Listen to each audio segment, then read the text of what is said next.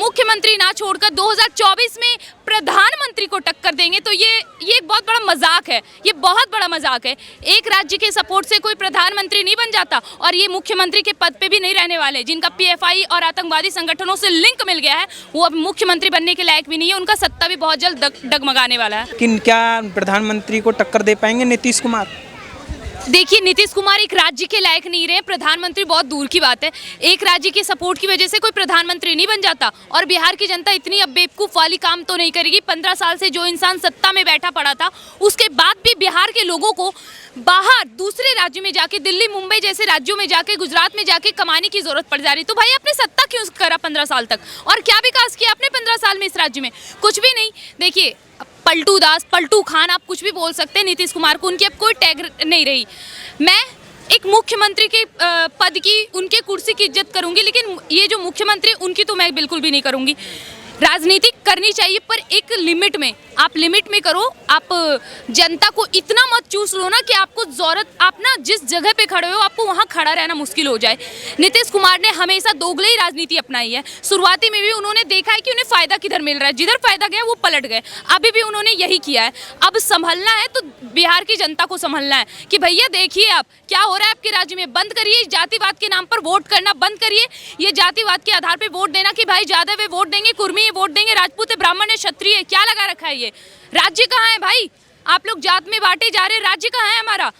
ये हर बार कहते हैं कि भाई हमारी सरकार आने दो, रोजगार देंगे, रोजगार देंगे। मैं आपको एक बात बता दूं, बांके में बिहार को रोजगार मिल गया है। पहला रोजगार, पैर हाथ तोड़ो 15,000, ठीक है, मर्डर करो 50,000, किडनैपिंग करो 10,000। रोजगार तो है, गुंडे मवालियों को रोजगार तो मिल रही है। 5-6 बजे के बाद देख लेना कौन सी दुकान आपको खुली मिल जाएगी।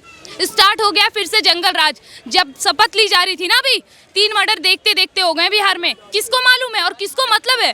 जब बिहार में उस राज्य के लोगों को, उस वहाँ के जनता को कोई दिक्कत नहीं हो रही है, फिर ये क्या हो रहा है राज्य में? और ये जो आपने ये कहा कि ये मुख्यमंत्री ना छोड़कर 2024 में प्रधानमंत्री को टक्कर देंगे तो ये एक बहुत बड़ा मजाक है। ये बहुत बड़ा मजाक है।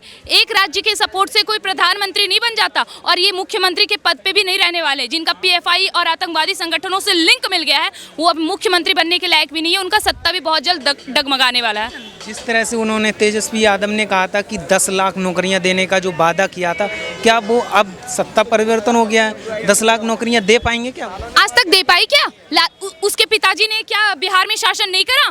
क्या बिहार में लालू यादव की सरकार नहीं थी? आज कहाँ है लालू यादव? घोटाले के आरोप में जेल में भुगत रहे हैं। हाँ, मानती हूँ कि वहाँ पे एसी के कमरे मिल रहे हैं, उन्हें बड़े अच्छे अच्छे खाने पीने मिल रहे हैं, लेकिन हो क्या रहा है? उसके बेटे चलाएंगे हमारा राज्य, उसके बेटे चलाएंगे हमारे बिहार को। ये होगा हमारे बिहार में, वो देगा नौकरी। अपनी बहन को अपनी शादी में दहेज के, आपने देखा होगा दहेज की फोटो वायरल हुई, एक साइड इधर ऐसे बैठा के थाल में कि देखो उसने अपने, लालू यादव ने अपने दामाद को कितना दहेज दिया। ऐसे ये मुझे समझ नहीं आता है कि जनता को हो के क्या गया है, क्यों ऐसे लोगों को सत्ता में आने देती है और क्यों ऐसे लोगों को चढ़ा के कुर्सी पे बैठा देती है।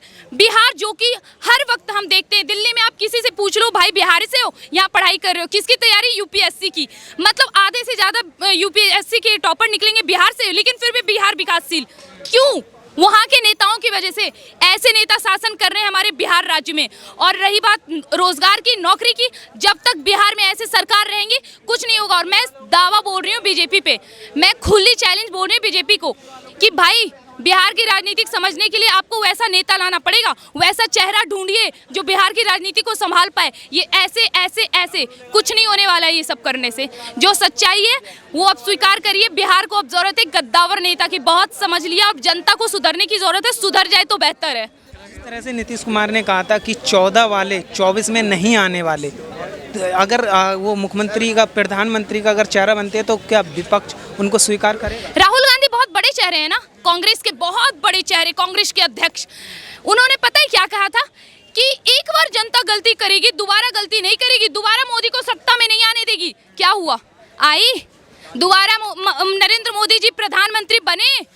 तो फिर जब उतने बड़े महान लीडर पप्पू राहुल गांधी जी का कहा हुआ गलत हो सकता है, तो फिर ऐसे लोगों का क्यों नहीं? ये तेजस्वी यादव, ये लालू यादव, ये नीतीश कुमार, इनके बयानों को ना आप इतने ज़्यादा वेट ना दें।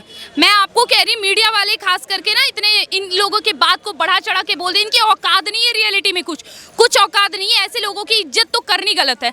सबसे पहली बात, ऐसे लोगों की इज्जत करनी ही नहीं चाहिए। मुख्यमंत्री की कुर्सी की इज्जत करूंगी, लेकिन ऐसे मुख्यमंत्री की इज्जत कभी नहीं करूंगी।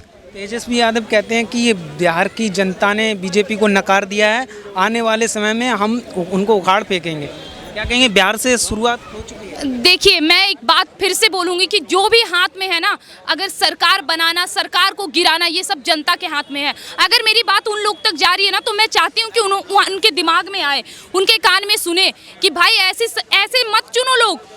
उनको सोचना चाहिए कि आप जातिवाद के आधार पर एक नेता चुनते हो, आप उनको कुर्सी पे बैठाते हो 5 साल के लिए, और फिर वोट देने आते हो, आप बिहार और नौकरी पाने के लिए जाते हो मुंबई। ये कहाँ कि आप अपनी सरकार से नौकरी मांगो ना, क्यों जाते हो आप दिल्ली मुंबई?